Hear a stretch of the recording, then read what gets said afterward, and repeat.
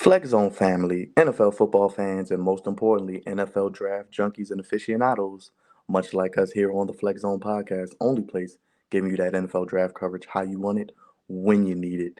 I'm back again with my right hand man, my brother, one half of the Flex Zone podcast, Patriarchy, the Flex Zone man himself, voice of reason, the senior producer, and the Commandalorian, and in this case, my draft guru, Crevonte. Baby, we're back again.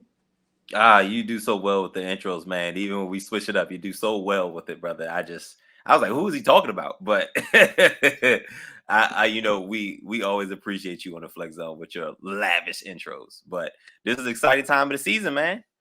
Time, Yes. time for some teams to get better. You know, so I'm definitely excited, and I believe, and we're starting off with one of my favorite positions to look out for.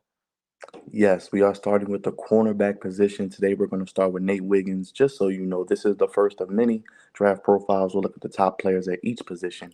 And we're starting today with Nate Wiggins. Crevonte will give his scouting report. I'll give you some stats and numbers, and we'll get into it and discuss where we think this player may fall in the draft, which is just 3 weeks away. Can't believe it. But like Crevonte said, we're starting in Clemson today with the one and only Nate Wiggins, one of the top corners in this draft class, the fastest corner.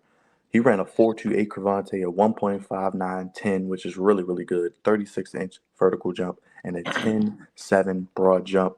In 2021, he played in 11 games as a reserve, 3 tackles, 3 PBUs, that's pass breakups. In 2022, he made a leap, led the team with 12 PBUs, played in all 13 games, 22 tackles, 2 tackles for a loss, an interception for a touchdown, and a block kick. And in 2023, first team All ACC with 9 PBUs, 2 interceptions, one for a touchdown, 10 games, 7 starts, 25 tackles, a sack, and 2 forced fumbles. He did miss 2 games due to injury.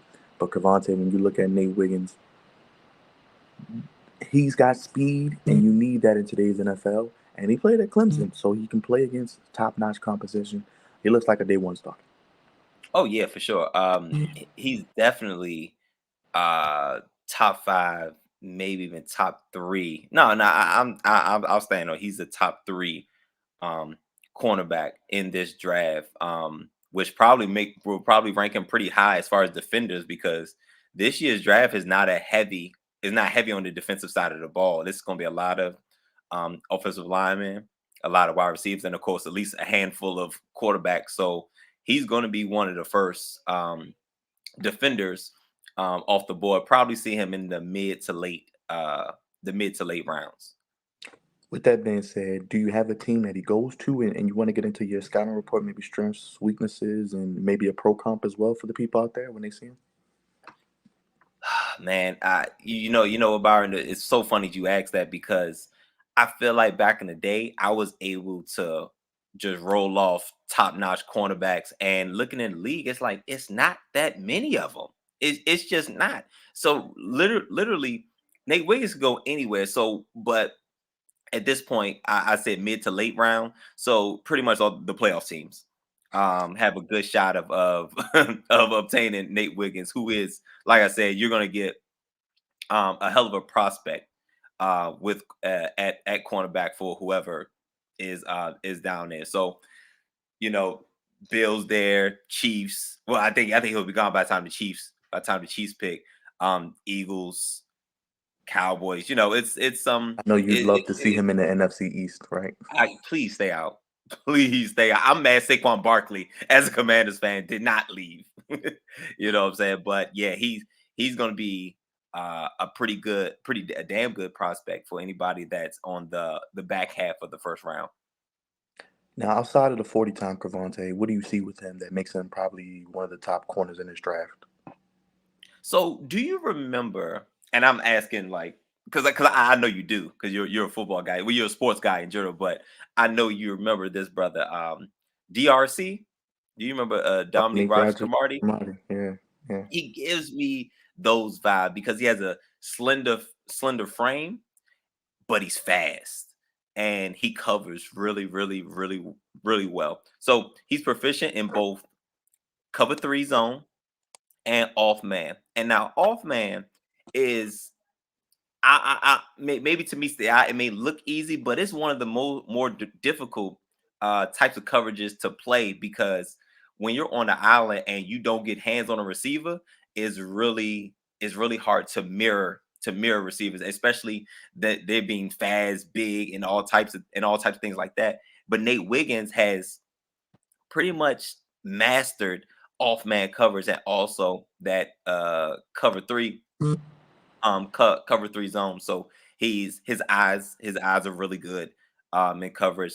You already stated he's a 4.28 guy, so he's not getting beat in a foot race, straight up. You got to give him a move or something. Um, he's quick to close in space between himself and the receiver. Like I said, skilled at reading and reacting, which is your eyes. Your eyes is very, very, very important as a defender, as any position on the defense. Being able to read and react because the offense knows what they're going to do. You don't know what they're going to do, so it's all about reading and reacting. Different concepts and different route combinations. Um, Excellent quickness and agility in his movements, and he's good. He has a knack for timing and anticipation. And when I say timing and anticipation, you said he had a block. He had a block kick. I'm not sure if that was a field goal, if that was a punt, but four two Believe eight field goal. Believe field goal.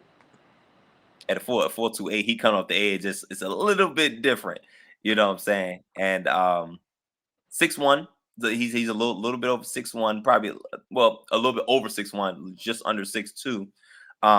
Now when I looked it up, he had him at 182 pounds. At the combine, he weighed in at 173. So slim guy. But he has all the speed in the world, all the coverage abilities, and he could be the second corner off the board. Now, if we're going to the not so greats, um, he's a little on the slender side. Yeah, as you know, last year the Commanders got Emmanuel Forbes. Emmanuel Forbes was like 166 or something crazy like that. So he's not much bigger than Emmanuel Forbes. So just like when we talked about Emmanuel Forbes last year, he got to put on some weight. The receivers that's coming out now they're not just fast, they're stronger, they're more physical, and they're bigger. So we don't want to see Nate Wiggins get thrown around like a rag doll. He needs to be able to hold his own. So definitely get into the weight room. Let me see what else I got for him. Yep, add muscle. Um, he's and this is just me nitpicking. He's not big in run support. You know what I'm saying? He doesn't have much enthusiasm, if you will, in run support.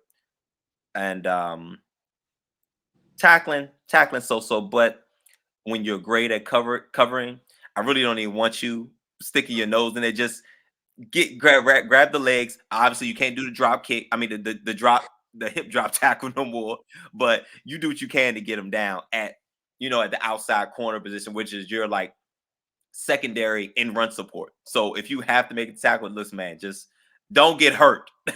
Don't get hurt out there trying to tackle Derrick Henry or whoever out there because your bread and butter is coverage. Yeah, gotta have corners in today's NFL. You need at least probably three or four. And Nate Wiggins seems like he is a day one starter and one of the top corners in this class. Crevonte, anything else before we wrap up this draft profile on Nate Wiggins? Um, no, man. I think with him being so proficient. Oh, one thing I did miss about him being proficient in the cover three and the off man. Um, he has pretty good with that. He's also pretty good in his bail bail technique, and reminds me of a little bit of not obviously not body wise, but Richard Sherman was damn good at cover three and perfecting that. Very fluid hips and all of that with that you get out of Nate Wiggins. But like I said, if I'm nitpicking, it is his frame. But we don't want to lose 4.28. So you figure that out along the way. Yes, you love the speed, you love the pedigree. We'll see where Nate Wiggins goes on draft night, and we'll be live as we'll be streaming night one and round one of the 2024 NFL Draft. Crevonte and I will be back with more draft profiles right here on the Flex Zone podcast. Only place giving you that draft coverage, Crevonte, how you want it. When you need it. See you guys on the next one.